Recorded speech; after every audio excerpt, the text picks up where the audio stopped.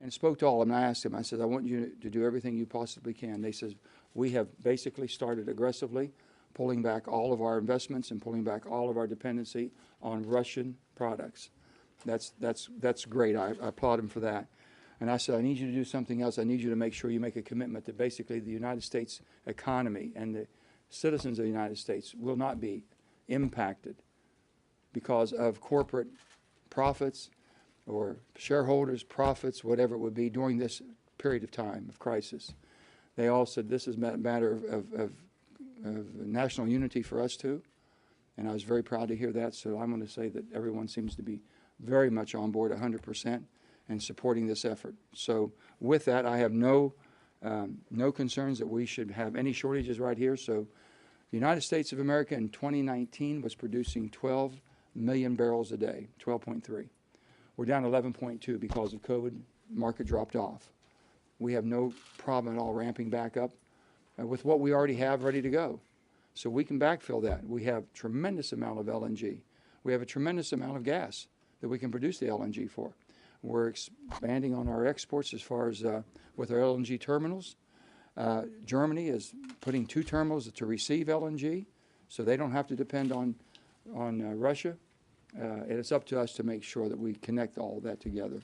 So without further ado, I want to thank one of our co-sponsors, one of our lead co-sponsors, and everyone you see here. This is a bicameral event. You have House members and Josh Gottheimer and Brian Fitzpatrick here, and then basically the group that we've put together. So I'll bring Lisa Murkowski up at this time. And Lisa, if you will. Thank you.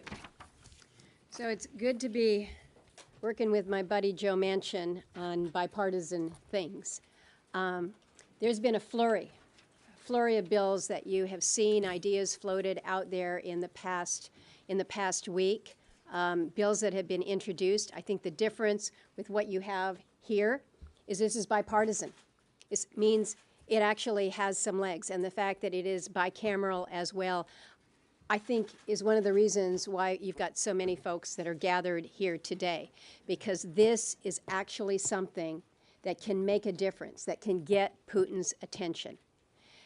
Senator Manchin has used the words, Putin is not afraid to weaponize energy. He's been doing that. We've seen it all along into this lead up. And there's been an approach and a policy from this administration that says, we don't want to do that. We don't want to put that on the table. Well, I'm sorry, sir. It's already on the table, and it's been put on the table by Putin. And so what can we do to respond? Well, I will tell you today, our message should be pretty clear and pretty simple.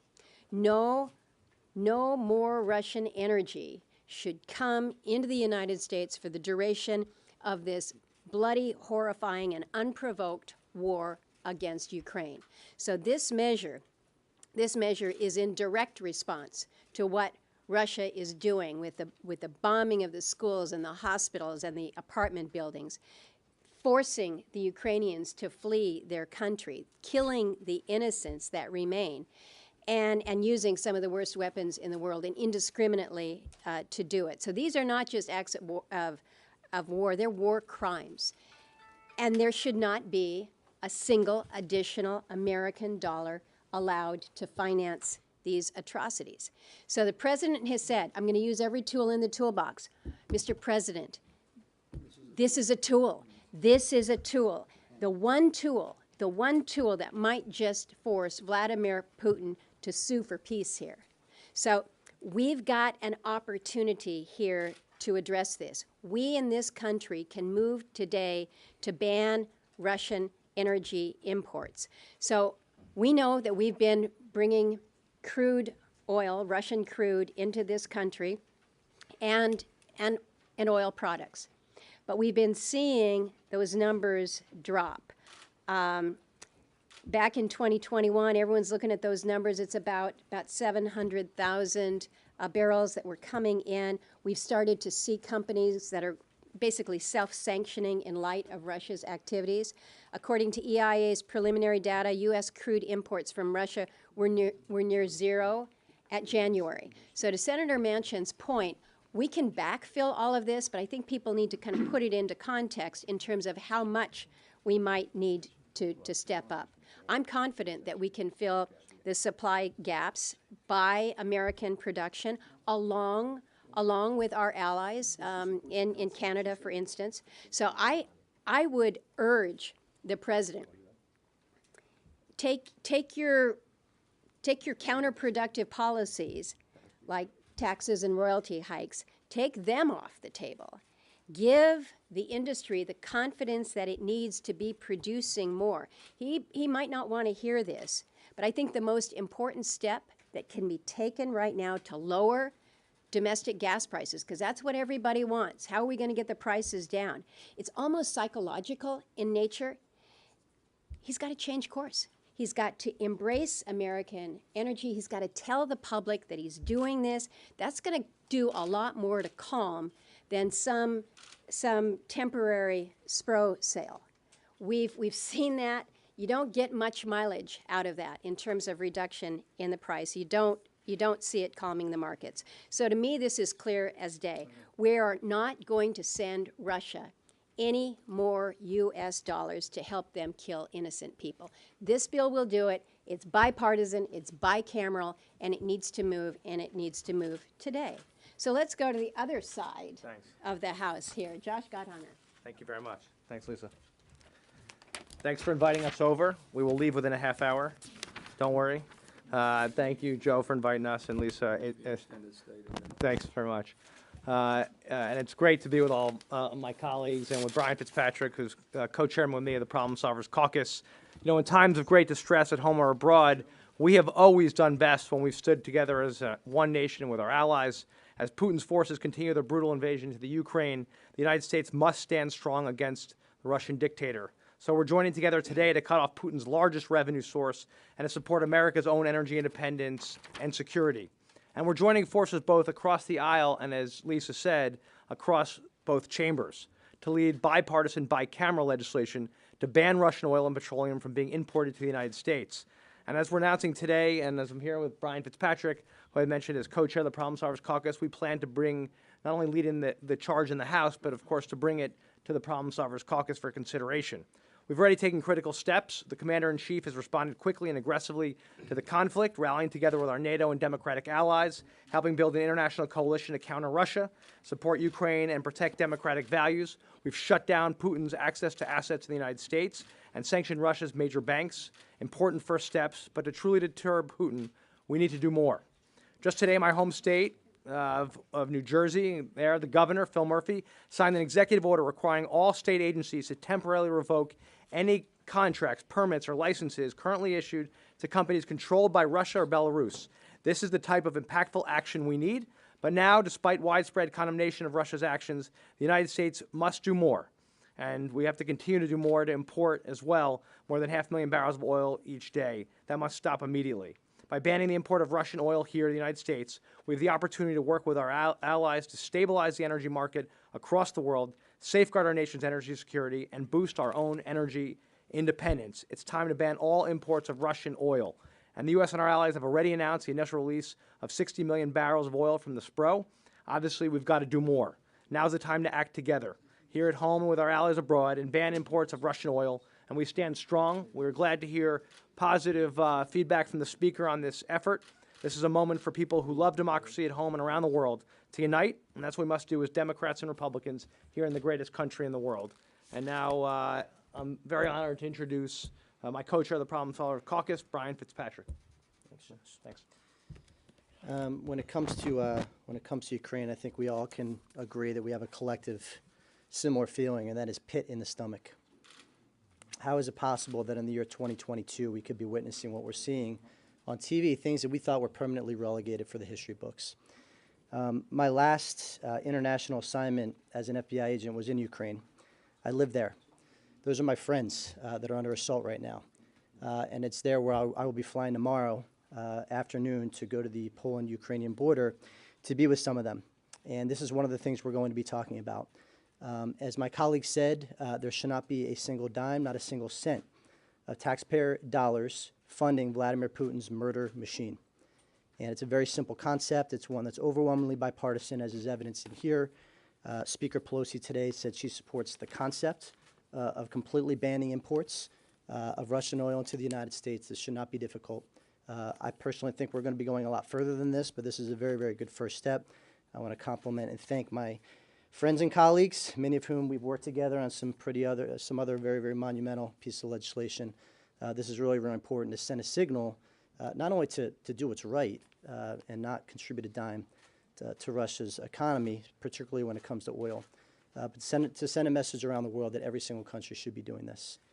We have to tighten the noose around Russia's economy if we want to continue to deter him from killing innocent, amazing, courageous Ukrainian citizens, many of whom, close to half, were born after 1991, after they won their independence. They know little of and want nothing of Kremlin rule.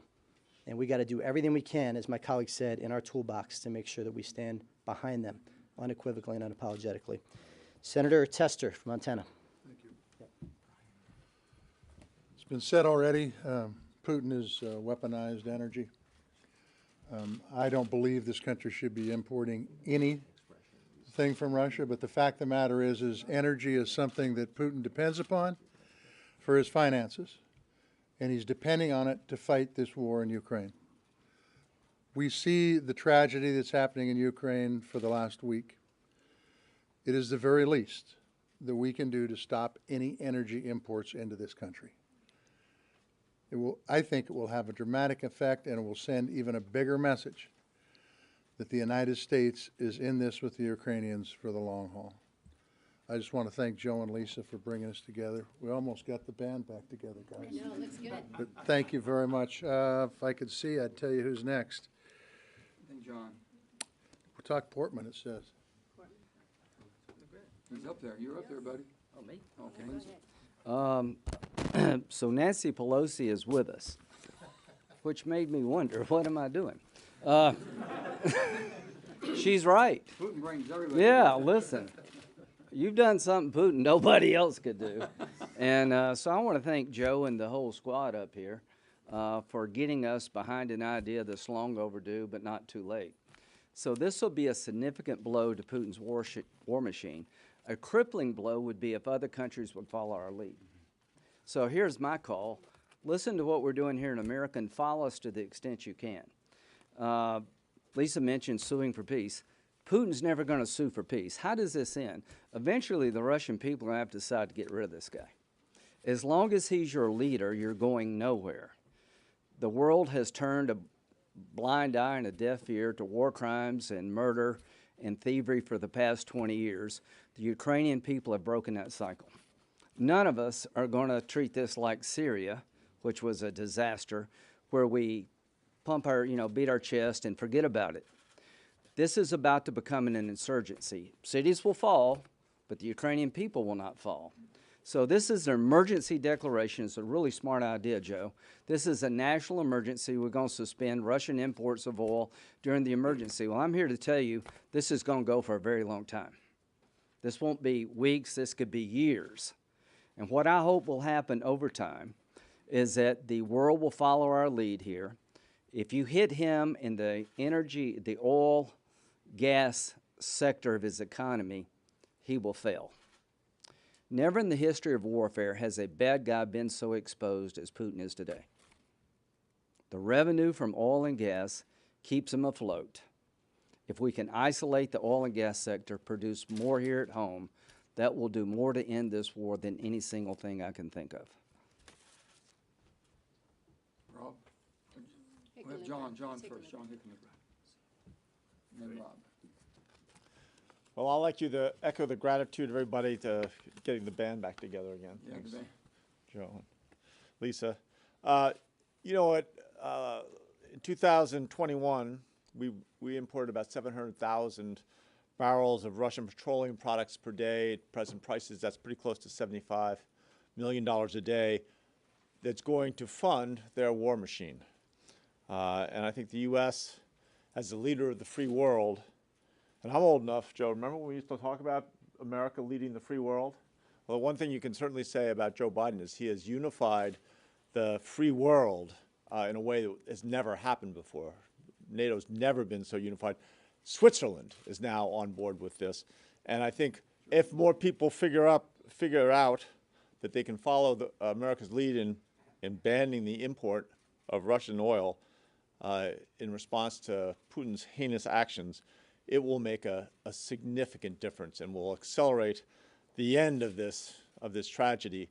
You know, my beef, and I feel I have a very good friend in Denver who did 2 years in the Peace Corps in Ukraine. So I've been he's been talking to me for the last several months. And the beef is not with the Russian people. It's with Putin.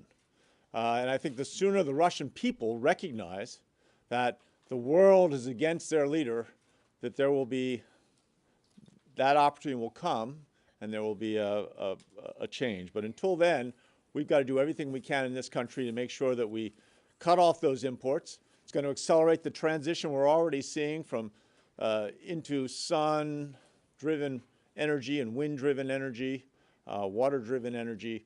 That acceleration is only going to help make us more independent from these types of situations. Anyway, who's? Rob.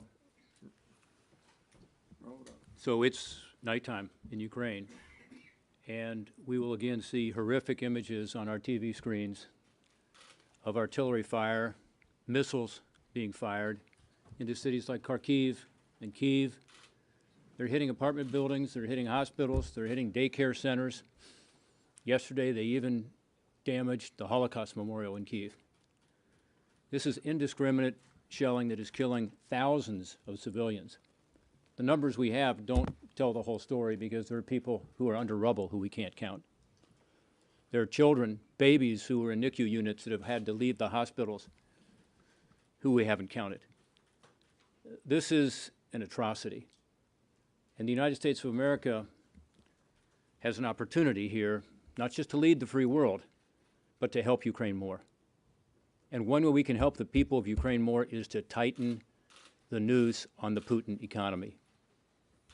Oil and gas, fossil fuels is number one. John McCain's famous saying, this is a country of thugs that runs a big gas station. Without those oil and gas revenues, the Russian economy definitely craters.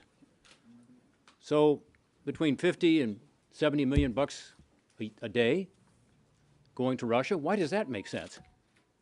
So of course I support this effort, and I thank Joe and Lisa and Fitz, the House members, Josh, who are with us today, because this is important that we be bipartisan, bicameral, and actually get something done here. It's not just about talking. This is about a crisis. People are dying. I was in Ukraine for the last congressional delegation. Gene Shaheen and I led it. It was in January. The people we met with are now in bunkers, fearing for their lives. I've been to the line of contact. The soldiers I met are now under fire. Some of them are dead. These are the people who have turned to us. I was in Cleveland on Sunday night at a rally. 1,000 people showed up in Cleveland, Ohio, Ukrainians, but also Latvians and Lithuanians and Poles and people from all over Eastern and Central Europe supporting this effort, knowing that they've been under the thumb of Russia before and the Soviet Union before, and they're not going to put up with it. They're going to fight. But instead of having them fight to the death, we need to help them be able to fight and survive and to be able to win. So I thank you guys for what you're doing here. I'm strongly in support of it. We need to do much more. By the way, Russia has most favored nation trading status with us. They're in the World Trade Organization, so we give them a preferential trade status with the United States of America. That needs to end. And we need to ask every country around the world to also end that status. That would actually increase the tariff on oil, by the way, among other things. But it's critical that we not just go on as if this is business as usual. Again, tonight, as these bombs are raining down on these cities and killing civilians, we need, at the very least, to do everything we can to tighten that noose to ensure that the people of Russia at some point say, enough. Yet, we're not going to do this. We're not going to be killing our innocent neighbors and suffering these economic consequences. We're going to do something about the corrupt government in Moscow. Thank you guys for doing this. Thank you. Well, I'm going to read something that just came out. The White House Deputy Secretary, Press Secretary, which I hope spoke on their own behalf and nobody else's behalf, basically said we don't have a strategic interest in reducing the global supply of energy. that would raise prices at the gas pump for Americans.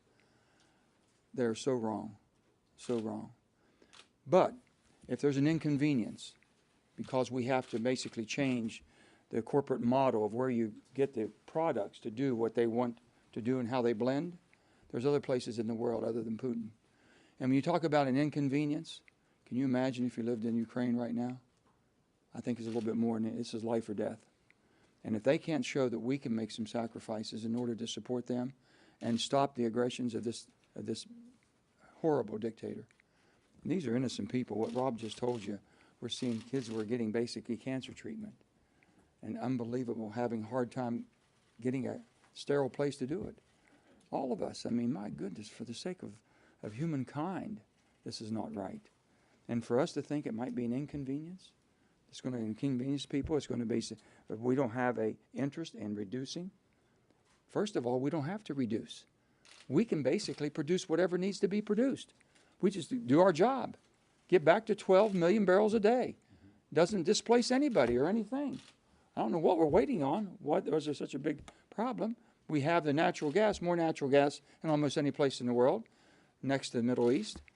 But yet, if that's basically the desire that this press secretary, I'm not even saying this administration, but this press secretary or deputy press secretary, whoever it may be, put out a statement like this, it's irresponsible. Irresponsible. Joe, let me just add on that, because I think it needs take to some be reinforced that our legislation is not a global ban on Russian oil and gas. It is just domestic. Now, there's been press reports out there that if there were a global ban, it would have a definite increase in the price. We would see it here in this country as they would in Europe and in other places. This is domestic for purposes of this emergency. And so I think you've got a deputy press secretary that perhaps has not looked at our actual ban on domestic import from Russia. I spoke, I'll just give you a few of the corporations that we spoke to and making sure that we understood, that they understood. Conoco, Exxon, Chevron, Shell, Occidental, and Valero. Those are the biggest of the biggest that basically support the American market. They've all committed to do everything humanly possible to adjust wherever their sourcing may be, but have committed that basically they will absolutely pull away from Russian products. That's a strong statement from them. And do it by minimizing, if not affecting the markets here, because they have to make some logistic changes. We did not reach back anything that might be coming this direction. We did not reach back and stop it. We said anything in the pipeline, but what we will do is stop anything further purchases. That's what we're trying to do. With that, we'll take questions to anybody up here. Why would we not think this is not the second coming? The sanctions, and based on what you just read from the White House, if that's in fact accurate, where you had bipartisan senators willing to put sanctions into place, ostensibly that was undercut by the White House. Now you're telling us you have a bipartisan piece of legislation here to cut off this importation of oil from Russia. They seem to be undercutting that. Isn't this the second coming of that? Well, I'm hoping that they did not understand, as Senator Murkowski just pointed out to you, they haven't seen or haven't read our legislation. We just dropped the bill. So the bill's just dropped now. I'm sure that they are aware of it by now. They have it. The White House has it. They have it by now. Let's see what they do. That's the same thing that happened with the sanctions. And that's why that backfired. Well, let me just, the sanction, I'm not going to say that the strategy that was used there, I'm sure Lindsay can speak to it because he's involved on a day-to-day basis. But as I understand that the sanctions, and the reason they were trying to put basically the coalition of NATO. In order to do that, they didn't want to basically get ahead of them. They want everybody on board. Once Russia did what they did in the invasion of Ukraine, then they were able to move. That's what I'm understanding.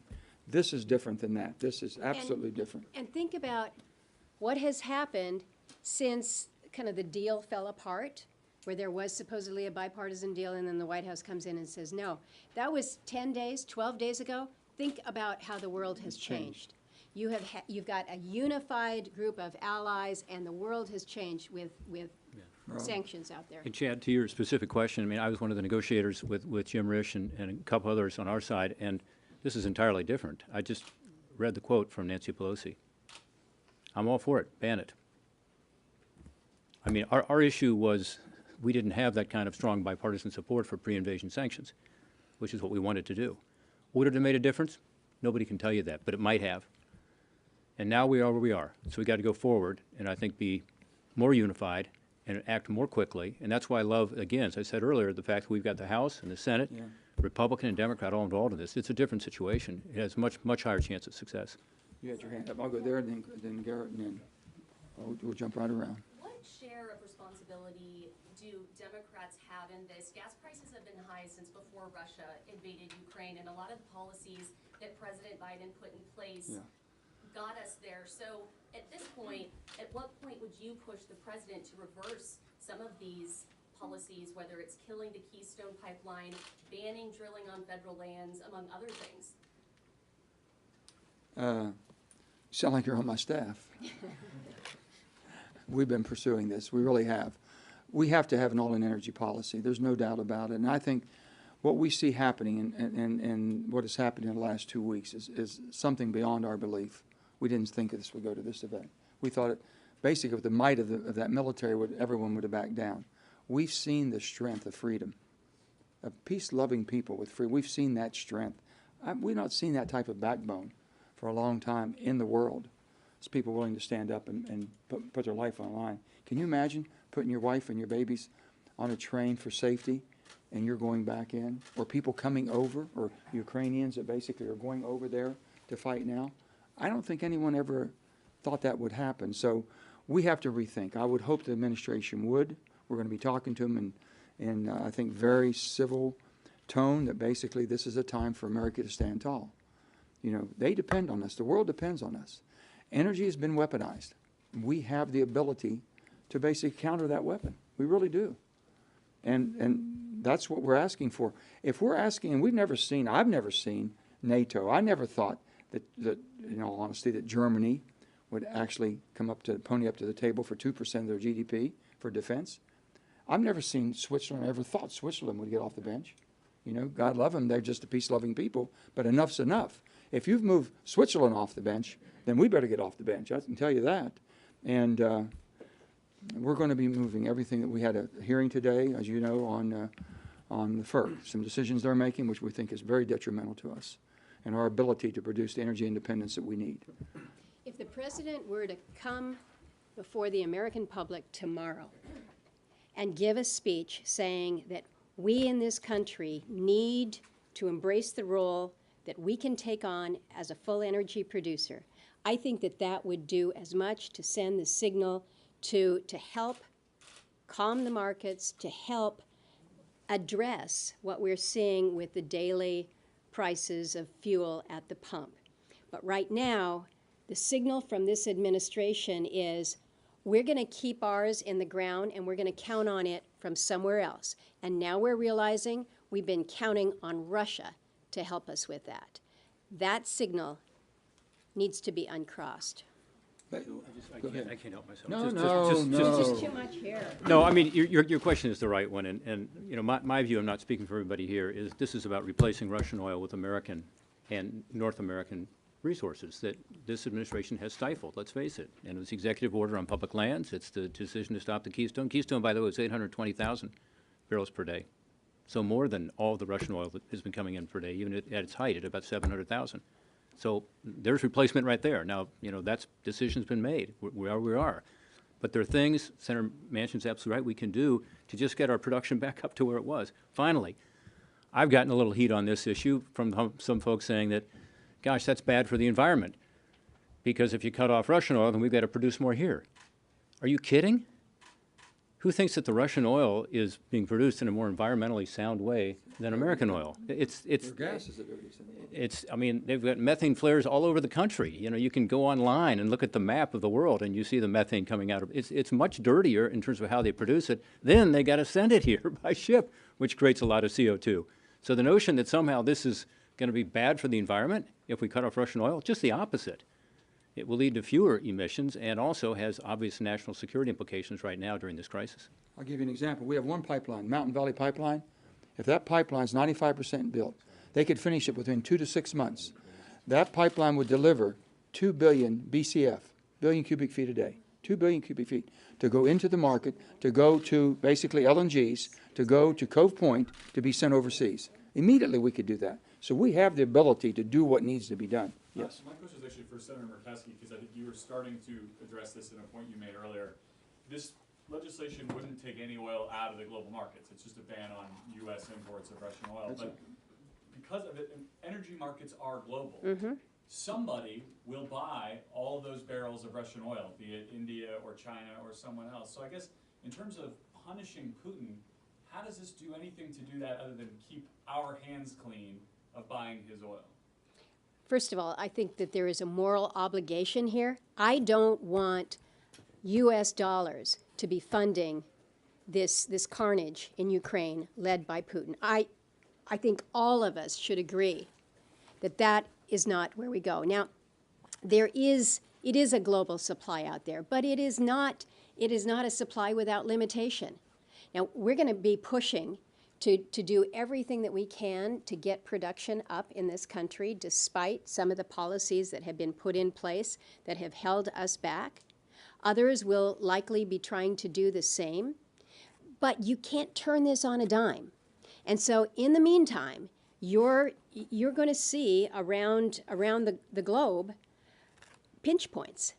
And what we all need to be doing is making sure that that pinch point is felt most forcefully in Russia, directly to Putin's accounts. So what we can do here in this country, because we are poised to produce more, if just given the right signal, we can help ameliorate the pressure on us. We can help ameliorate the pressure on our allies. But not if we just continue to say, well, we're just going to keep doing what we've been doing and effectively reward Putin. That's wrong. Let me jump in and say this. First of all, the market's shrinking. There's very few people that are buying Russian products. They're moving away every day. So you mentioned 2 too. billion people in India and Hold China on, that's still fine, buy it. that's fine. But that's a smaller market with less cost.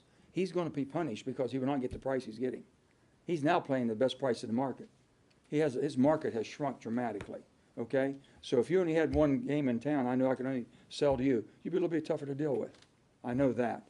But with that, we're sending a very strong signal, and we're sending a strong signal to our allies too. We're not disrupting the world distribution. Is that the missing piece of it? Is this more effective if 20 other countries step forward and say they're doing the same Countries thing? are Is that stepping the forward missing everywhere piece? humanly possible. They need backfilled. We should be able to be that backfill, and that's what we're working on. And there should be the LNG, we're going from 8% up to 13%. We got to get there quickly. We can go further than that if we do. We have oceans of energy. We have to use that. And it's a political weapon today. I mean, not a political weapon. Well, political weapon is more a weapon, period. A weapon of war is what he's using it for. And basically Nord Stream. It is more effective if you have others that jump in. But not everybody else has the ability to do the backfill. And so they're looking to us and saying, what Can't the you help hell? us? What are you sitting on your hands? You and know, you're Nord Stream- asking us to keep taking it from Russia? No. They're looking to us and saying, you've got the ability to do more to help all of us. So do it. Nord Stream it's 2 not just right us now. saying this. Nord Stream 2 is charged, okay, ready to go? By the will of the Germans and the will of the Europeans, they shut it down.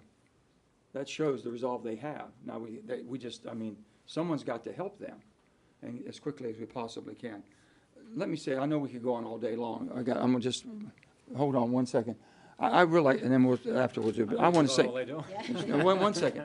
I want Brian, basically, we've all heard, and our hearts go out, and I just want everyone to take a moment of thinking about the Ukrainian people, as we sit here today, and the safety we have and the defense of our country, and think about these human beings are basically thrust in a war zone to where their children are at risk, they're at risk, their way of life's at risk, their homes are gone. Think about that. If that changed all in 1 week for you and me. And we had someone out there who's always been our friend. He said, man, I wish my friend come help me. I really wish my friend would come. That's really where they're at. Brian, why don't you, basically in his own native language, in their own No, native it's not my language. native language. be No, great. it's just before 10 o'clock in Kiev. Night has fallen. President Zelensky, Mayor Klitschko, members of the Rada, members of the press are all wearing Kevlar, if they can find it, carrying arms if they have them available. Ukraine's independence is 30 years old. They're a very young country, and we were a very young democracy at one point. Our democracy, as we all know, is 245 years old, and we're the oldest democracy on the planet. And Ukraine and the world are now seeing how hard it is to remain free in an era where evil is rampant across the globe. And for all of our friends in Ukraine, Slava Ukraina, as they say, the rallying cry, glory be to Ukraine. Thanks. Very good. Thank you. That's the right way to end it.